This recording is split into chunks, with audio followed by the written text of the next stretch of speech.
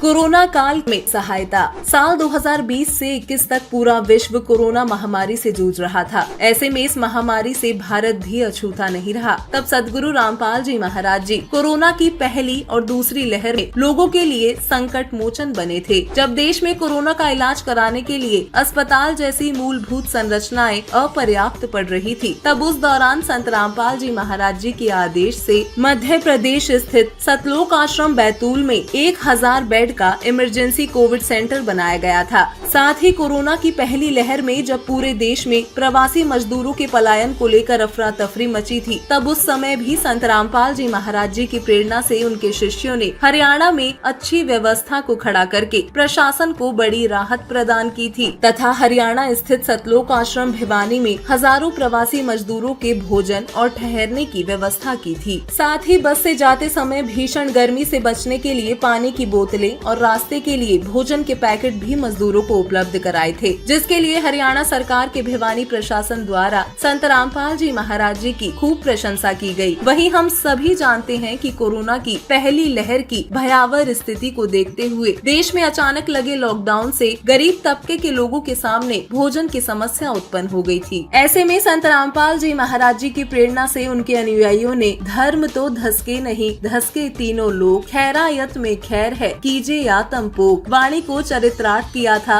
और राजधानी दिल्ली समेत अन्य राज्यों में गरीब लोगों को घर घर जाकर भोजन सामग्री पहुंचाकर राहत पहुंचाई थी।